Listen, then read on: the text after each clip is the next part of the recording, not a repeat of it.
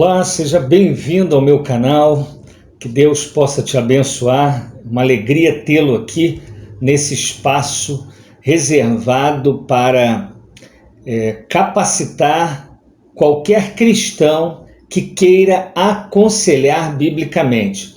Esta série eu intitulei Conselhos para quem aconselha, e o meu objetivo com ela é formar um exército de conselheiros bíblicos, gente que aconselhe usando somente a palavra de Deus, somente a Bíblia, visto que a Bíblia revela a mente de Deus.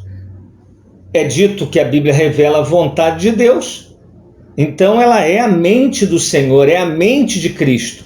Então, quando eu conheço a palavra, eu tenho condição, ao orientar alguém, de revelar para essa pessoa a vontade de Deus, ok? O meu objetivo aqui hoje é instruí-los sobre a principal maneira de desintoxicar religiosamente uma pessoa.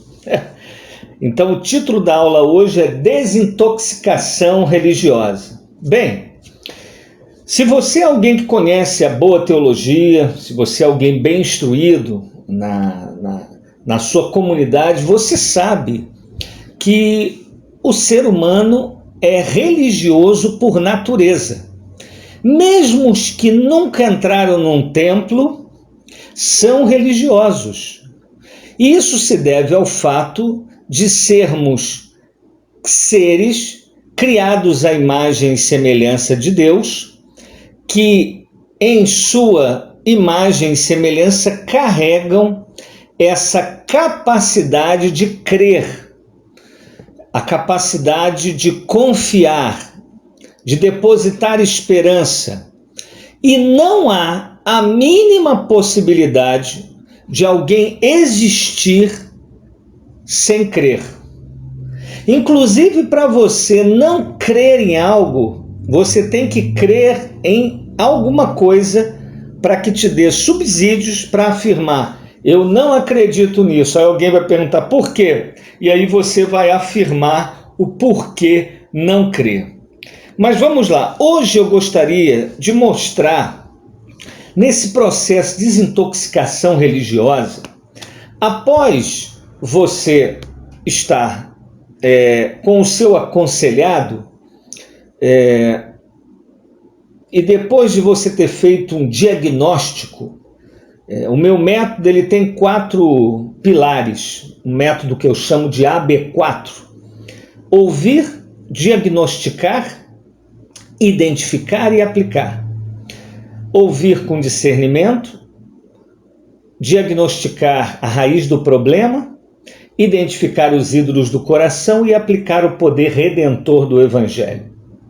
Bem, nesse processo, após você ter diagnosticado, após você ter ouvido, diagnosticado e identificado, chega um momento em que você vai aplicar o Evangelho, aplicar o poder redentor de Cristo. E a palavra de Deus é um instrumento essencial que o conselheiro bíblico usa. Então hoje eu vou mostrar para vocês como seria, por exemplo, uma dessas sessões, chamaríamos assim, de atendimento ao seu aconselhado. Bem, vamos imaginar que você abra aqui na carta aos Efésios. Por que a carta aos Efésios? Porque você identificou em todo esse processo, de perguntas, sondagens, coleta de dados, de ter identificado os ídolos por detrás das atitudes, você percebeu que falta a esse rapaz ou a essa moça algumas coisas que a carta aos Efésios podem servir de paradigma. Então, o que há de interessante nesta carta? Bem, é muito interessante você perceber nessa epístola que Paulo escreveu, Primeiramente, é muito curioso você, conhecedor da Bíblia, saber que a igreja de Éfeso, os cristãos de Éfeso, aqueles que se converteram, eram oriundos, grande parte deles, de religiões de mistério. Tanto que foi lá em Éfeso que teve aquela grande fogueira, onde livros de magia são queimados, registrado lá em Atos. É nesse lugar aqui também que há cultos ligados à deusa Diana, muita prostituição cultica aqui. Então é uma carta que, quando você entende o cenário, você entende o contexto dela, inclusive é importante para compreender alguns dos conselhos que estão aqui, alguns dos temas que estão aqui. Mas hoje, basicamente, eu queria, visto também que aqui o nosso tempo não pode ser muito longo, eu queria que você ajudasse o seu aconselhado a perceber, usando esta carta, primeiramente, os 3 primeiros capítulos, você ajudaria o seu aconselhado a ele ter uma clara visão sobre a sua identidade em Cristo Jesus. Ele entender o movimento de Deus na sua direção. Como é importante termos uma clara visão desse movimento da graça de Deus na nossa direção. Uma das coisas que eu tenho aprendido dando aula ao longo de muitos anos é que a questão é que uma aula boa não necessariamente é porque eu tive uma boa performance, mas é se os alunos entenderam. E uma aula maravilhosa, ela é pós-classe. É quando os alunos começam a viver as verdades que foram anunciadas. Mas calma, você que é professor, fica tranquilo, porque Jesus, que é insuperável como mestre, ele acabava de ensinar, às vezes com uma aula prática, e os discípulos faziam as perguntas mais assim absurdas. A segunda multiplicação dos pães e dos peixes é uma prova clara. Eles viram, ouviram, no entanto duvidaram. Então não é fácil o nosso exercício, nem para nós e nem para os nossos alunos. Mas vamos lá. A ideia é que você ajude o seu aluno a entender. Logo, é muito importante você perguntar o que ele compreende após a leitura do texto. Por exemplo, aqui em Efésios 1:4 está escrito assim: e nos predestinou para ele, para a adoção de filhos, por meio de Cristo Jesus. Você pode perguntar a ele o que ele entende por esse versículo. Vocês vão ler juntos e pergunte a ele. A partir de um versículo como esse, você pode trabalhar a questão meritória. Às vezes você está aconselhando alguém que tem uma visão de que ganhou a salvação por causa do bom comportamento e mantém esse status por causa da sua dedicação. É assíduo frequentador aos trabalhos da igreja, não falta nenhum culto, tem o seu momento devocional, e ele acha que toda essa disciplina lhe dá inclusive um status. Olha, há um grupo aqui no Novo Testamento que também pensava assim, eram os fariseus. E se você observar bem, eram os que davam mais trabalho para Jesus.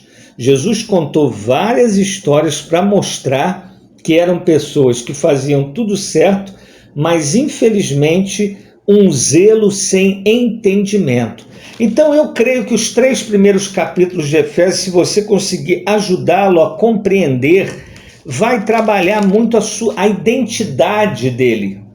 E o processo de desintoxicação religiosa não começa quando você diz para ele parar de fazer alguma coisa ou fazer outra. Começa quando ele sabe quem ele é em Cristo Jesus. Isso é essencial para um processo de desintoxicação religiosa bíblico. Depois, meus irmãos, capítulo 4 principalmente a partir do verso 25 até o capítulo 5, verso 21, você vai ter como base na sessão anterior, Paulo apela agora para a mudança de hábitos, mas é muito interessante. Ele vai falar sobre eliminar a amargura, ira pecaminosa, evitar a impureza sexual, conversa obscena, tudo que ele vai trabalhar a título de comportamento, e você vai perceber, e é necessário você ensinar isso, que a base é a identidade. Então a ideia é a seguinte: sendo quem nós somos em Cristo Jesus, nascemos de novo, somos filhos de Deus, como devemos viver? Isso é a ideia da santidade.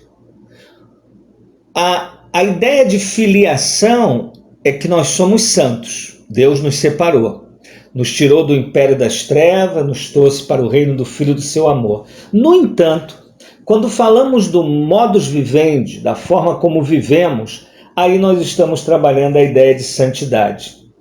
E quando a ideia de santidade ela é precedida pela ideia de que eu sou filho, é diferente. Então o cristianismo não é apenas semelhante a outras religiões, nós não fazemos algumas coisas e fazemos porque temos que fazer, porque temos. Não. A gente até pensa no outro, ok, mas a gente pensa no outro a partir de um pensar em Deus. Isso faz a gente ter uma relação modelada pelo amor de Deus por nós. Então, quando a Bíblia diz que eu amo a Deus ou devo amá-lo em primeiro lugar, isso também é uma maneira de aprender com Ele, na minha relação com Ele, a me relacionar com o outro. E, consequentemente, comigo. Então, no processo de desintoxicação religiosa, o alvo primário é a glória de Deus. Mas isso vai passar por todo o meu processo, então, por toda a minha vida. Então, quando eu paro, um exemplo, de me embebedar, eu estou querendo ser controlado pelo Espírito, porque agora eu fui selado, pertenço a Ele, eu quero ser guiado por Ele e não mais anestesiado pelo álcool. Isso também me leva a cuidar, ter condição de cuidar e não de entristecer a minha família. E isso também vai desembocar num indivíduo que vai produzir para a sociedade. Então observe quantas coisas estão envolvidas quando acontece o processo de desintoxicação religiosa a partir da revelação bíblica. Então, a partir do capítulo 4, você vai ter essa dimensão. E aí você chega, a partir do verso 26 do capítulo 5, entrando no capítulo 6, você entra numa dimensão de oração. Porque, sem dúvida alguma, não basta eu saber quem eu sou e começar a agir de forma diferente. É necessário um poder, uma dependência de Deus, para que eu consiga lidar com essa realidade inaugurada por Deus, mas que ainda não é perfeita, visto que ainda somos pecadores carentes da graça e do amor de Deus. Ok? Hoje esse é o meu conselho para quem aconselha. Olha, se você ainda não é inscrito no canal, eu quero convidar você para se inscrever. Quero convidar você também, se esse conteúdo tem edificado você, te edifica, compartilhe com outras pessoas. Vamos criar uma cultura de aconselhamento usando somente a Bíblia. Que Deus te abençoe, que Deus te guarde e até o nosso próximo encontro. Eu sou Glauter Rocha, pastor, conselheiro bíblico e professor de aconselhamento bíblico. E creio que é possível aconselhar usando somente a Bíblia. Deus te abençoe.